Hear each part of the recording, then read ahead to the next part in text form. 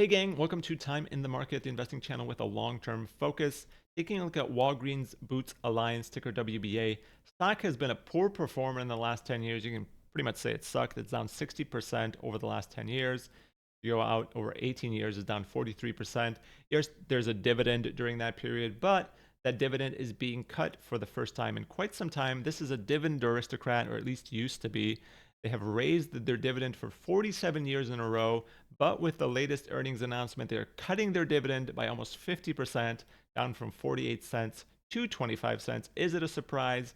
Not really. They have struggled with free cash flow in the last couple of years, 141 million in the latest fiscal year, down 529 million in the last 12 months. So when you're paying out a 1.7 billion dollar dividend and you're not actually generating more than that in free cash flow, it's a bit of a problem. So cutting it back is going to be a good thing for them if they want to invest that money into future growth, because the business is struggling and they are kind of transitioning into a more healthcare centric position versus their historical retail pharmacy position.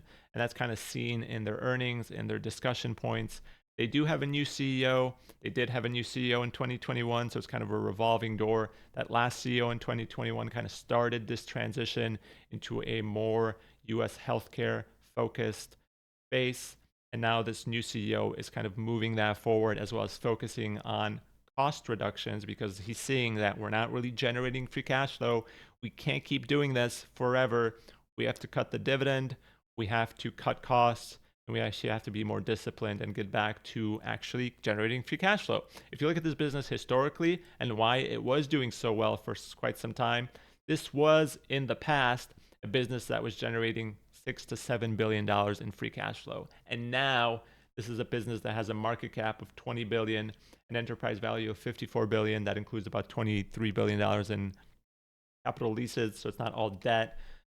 But if you think about a business that's been there, the question is, can they get there again? Can they do something to revitalize this business and get it to a point where their margins are 2 to 3%, where they can generate multiple billions of dollars of free cash flow a year? And if they can do that, this market cap could be a smoking deal. But if not, that could be a bit of a problem, because if you are a business that is continually burning cash flow and you have a lot of debt and leases on the balance sheet, it could be a bit of a problem. They do have some things that they could work into that and kind of survive for quite some time. But the main goal in my mind, if you're an investor here, is how well can they cut back costs, and how can they do that without impacting the experience in their stores too much. Because if you think about Walgreens, the pharmacy itself, I don't know how Boots is in the UK. I've never been there because they also own Boots in the UK. But Walgreens is kind of a depressing experience. The store is poorly maintained, at least in my area. The stores, they're understaffed. When you go to the pharmacy, there's maybe one pharmacist doing 7,000 prescriptions, one person, one cashier, and it's a massive line. It's kind of a mediocre experience. And if they're cutting back costs and the experience is already mediocre, what is that going to mean for their stores? Because their stores are still their primary asset. And if you think about that as an investor, when you go to Walgreens, are you excited by what you see? Do you want to be there? Do you want to continue to shop there? Do you want to continue to have your pharmacy there?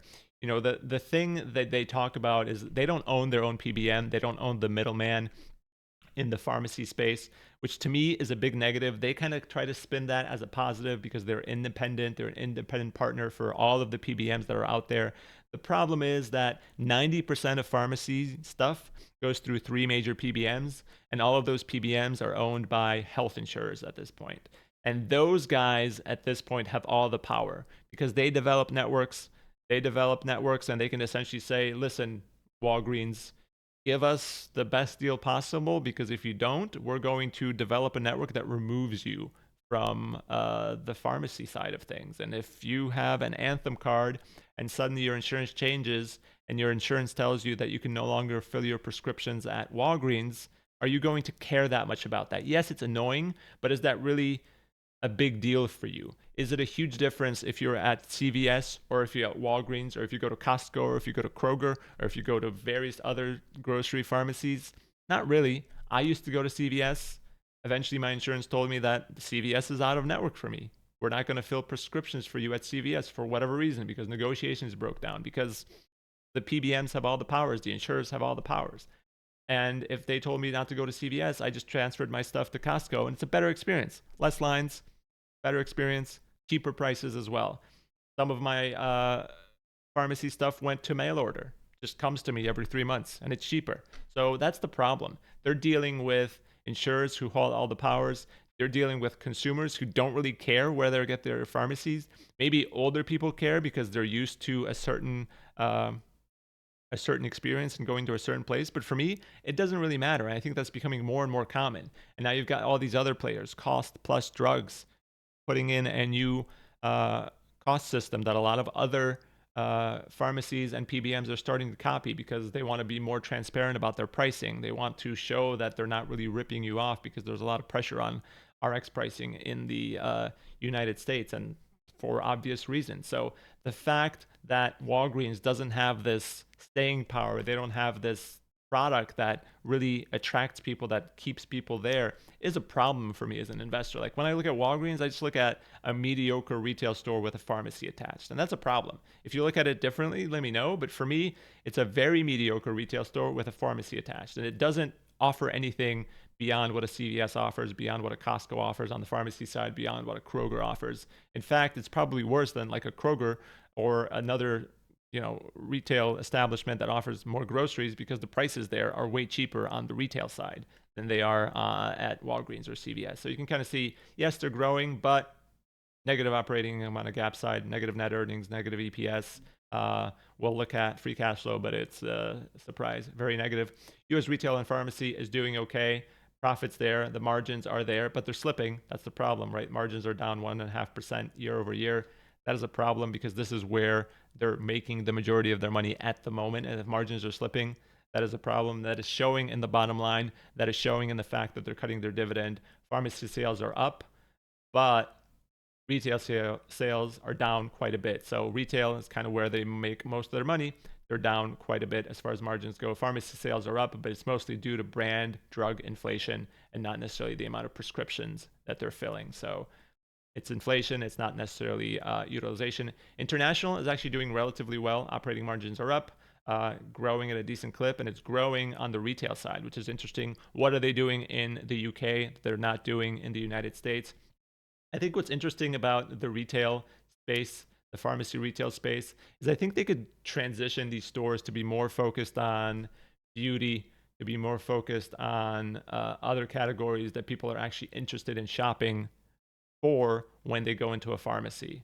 So if they could transition to something a bit different, it could be an interesting proposition. But right now, I just don't think these stores are all that attractive. They're certainly not destination stores. They're stores you go into when you're sick and you don't want to order something on Amazon. But sometimes Amazon is just easier these days. When I was sick last, I just ordered stuff on Amazon. I did not even bother going into a miserable pharmacy retail establishment. Then you've got your healthcare business, and this is really where they're putting their chips in at this point.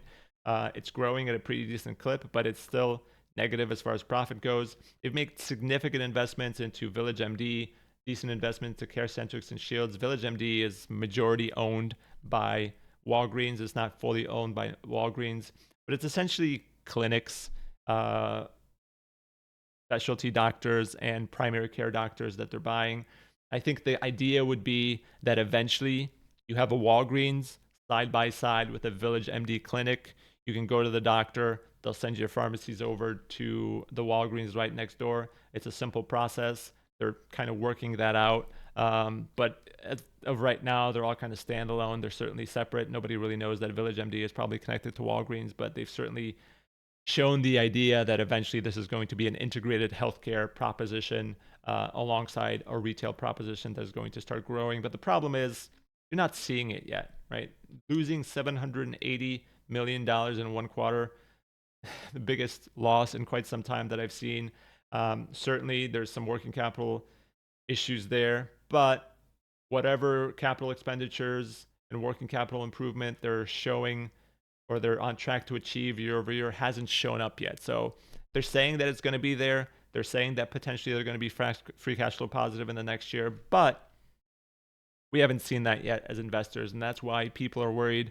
They're seeing the dividend being cut. They're seeing some of the issues on the balance sheet, and they're worried as an investor, and that's why the stock price hasn't been punished as much as it has been. It is up off its all-time lows, but it's still a problem. One thing that Walgreens has going for it is that they actually own about 15% of Sensora.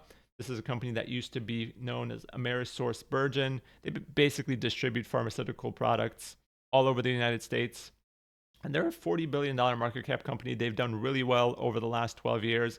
And what's nice about Walgreens owning this company is that they're able to actually sell shares from time to time to raise money without diluting shareholders, without taking on additional debt, without selling more of their properties, because they have also done sale leasebacks to raise money.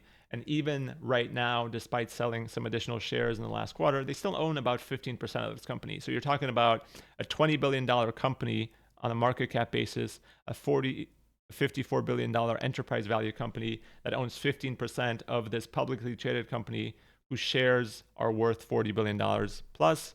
So essentially, Walgreens still has about $6.4 billion of this company on their balance sheet that isn't necessarily reflected in their market cap or enterprise value that they could eventually cash out. On top of that, they have some other minor investments in other companies as well. And they obviously have the ability to do sale leasebacks on some of their real estate, but they've already done quite a bit of those, and they continue to do quite a bit of those to raise money. The question, though, whatever you think about owning Sensora, whatever you think about the business, is what can they actually do to turn this business around? Because the business is obviously moving in the wrong direction. Disclaimer here as I look at the valuation. Video is for informational, educational, and entertainment purposes only. It is not investment advice. Looking at the valuation, however, barely any free cash flow in 2023. I think the estimates here for $2 billion in free cash flow for 2024 are a bit optimistic, but if they can achieve that, this is going to be a great investment. My assumption here is that this is going to be a slow burn. They're going to start to recover. They're cutting back on costs. The question is, does that cost reduction impact their retail experience? Does it do anything to sales growth? I think sales growth is going to be relatively anemic.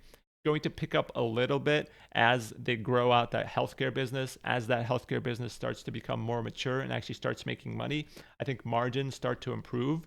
But the question is, how far up can they improve? I think the issue here is, yes, they still have a dividend. The dividend is cut in half, but it's still potentially going to be more than their free cash flow, at least for a year or so, given what we saw in Q1. Can that change up? And how much excess free cash flow can they generate in the next couple of years to start to invest more in the business itself? They obviously have the ability to sell more shares of Sensora, do more sale leasebacks to raise money. Probably don't want them to raise more debt given where they are financially, but where can they go on the margin side? And this is really the question. This is hard to read. This is why the investment is so difficult. That's why many people are just staying away from it. That's why I'm probably going to stay away from it, but I've kind of pathed out a path to about a 1.5% free cash flow margin. And that's not anything crazy. If you look at their historical results, their free cash flow margins were as high as 5% in the past. But I think more realistic margins are kind of in that 2 to 3% range. Even in 2022, they're at 1.6. So them getting back to 1.5% isn't too crazy. You do have to keep in mind, though, they are investing quite a bit of money in that healthcare initiative. Their stores and pharmacy, they're not necessarily doing well. There's cost pressure from the PBMs. They don't own their own PBM. They're kind of this third party thing that is always going to be pressured, that I think has little to no negotiating power when it comes to negotiating with the PBMs. They're kind of just there, take their small fee to fill your prescription and move on and hope that they make up margins on retail sales where they charge you $7.99 for a bag of chips. So that's kind of their business model. Not necessarily a fantastic business model, but if they can move into that integrated healthcare space, which I think is going to be hard to do simply because all of the main insurers are already doing it. You know, United Healthcare, Anthem, Cigna, Humana, they're also buying facilities, standalone facilities. They are attracting doctors. They are becoming essentially providers of healthcare, and that's what Walgreens is trying to do. But can they actually compete with the big insurers who have a lot of free cash flow to to front those investments when Walgreens doesn't have that? Can they do that? I think my answer is probably not. But if they can actually play this out in a path that gets them back into a decent free cash flow margin, even if it's 1.5%, and the price drops a little bit more, this could be an interesting investment. And because of the amount of capital leases they have, because of the amount of debt, like for my scenarios here, I'm kind of pricing this out as a 9% free cash flow yield in the future. And if you think the market's going to price it lower, the total returns here could be very attractive, that if you kind of path out this return to free cash flow positivity. Because even at this 9% free cash flow yield, 25% in 8%, 25% in 10, and 50% in 9, I'm getting a 9% expected return from today's prices at a 1.5% free cash flow margin for the long run. Now, the question is, can they do that? If they can't, this could be a really poor investment. If their margins stay below 1%, for example, you get down to 2%. If they go to zero, or you can't even do a zero, if you go to like 0.2%, if they still stay very low, the returns are going to be very negative. That's the issue. Like, how high do you think they can get their margins? On the other side, if their margins can get back to 2%, 14% returns, 3%, 23% returns, it could be a pretty impressive return here at today's prices. For me, though, I'm expecting something more. So for me, at 24 bucks, is this an investment for me? No. And I just don't like the business, right? For me, the first thing I ask myself when I make any investment is, do I like the business? Do I like the experience of the business? Do I like the product that they offer? Is this a product that's going to be around for 10 to 20 years? And with Walgreens, if Walgreens started to disappear, if they started to shut down stores 5 years from now, if they kind of went the way of Rite Aid, even though Rite Aid was a lot smaller, could they be in bankruptcy proceedings 10 years from now? Maybe. I don't think that's clear right now. I think what's more likely is that they're going to have a slow recovery here into free cash flow positivity. And in that case, maybe something like a fair value of 19 bucks would get interesting. But for me, I'd certainly need a lower price point than today to sort of start sniffing around in this business, because I'm just not into the business itself. And that's a tough thing for me to swallow. Like, if I see a stock price drop, but I believe in the business, I'm not worried about it. I'm not panicking about it as an investor. You know, if I invest in Microsoft and the stock price drops 30% without really any changes to their business because the market's in a bear transition, does that really bother me? No, I'll just buy more. But if I invest in a business that just kind of sucks and the stock price starts dropping because of the same reasons, do I start getting worried and antsy about it? Yeah, because I'm not sure that it's ever going to recover, because the business itself isn't that good. Because the business is unclear, because their path forward is unclear. Right now, they're in a position where they're cutting their dividend. They're obviously worried about their balance sheet. It's unclear about their healthcare initiatives, whether those are going to pay off. It's unclear about the margins on the retail side, whether it's international or US, and the pharmacy side, whether or not those are going to stabilize and start rising, or if they're going to keep dropping in the future, if they can keep growing their revenue on the retail side and pharmacy side. And if they can kind of stabilize the investments they're making on the healthcare side, is that going to lead to free cash flow positivity quickly, or is it going to take a long time? Those are a lot of questions to answer, and those are hard questions to answer. However, if you feel like taking a bet, if you feel like, well, this is a business that in the past was at 3% margins, 4% margins, even if they get to 2.5% margins by 2028, this could pay off pretty substantially, right? I'm just going to put 2.5% margins here. Depending on how the market values this, this could be in the high teen returns easily. But that requires them to really move their business forward in a big way, to change what they're doing today, really improve costs while not impacting their business model that much. And I just don't know if I can see that clearly enough to invest in it. So what do you think about Walgreens? What do you think about the dividend cut? Do you think they have a path forward to actually growing their stock price again? For me, I am going to put like a 1950 price target in for this stock and kind of revisit it if it hits that. I could also see this stock just starting to run again, because once they get to a point where their financials are reasonable and the dividend cut helps with that, that they're less likely to have to borrow money, they're less likely to face bankruptcy in the future. And if they start seeing a quarter or two of positive results where free cash flow is actually positive and they're showing that there's some light at the end of the tunnel and it's moving quicker than expected and the healthcare initiatives are paying off, could be an interesting proposition. But for me, again, it's a business thing. Like, do I believe in the business? Not really. When I go into Walgreens, do I want to continue being in Walgreens? Not really. Does anybody, like, is there anybody who's a fan of Walgreens? I doubt it. And in this day and age, in the competitive retail landscape that we have, even in the competitive pharmacy landscape that we have, you need something that differentiates you. You need a good experience.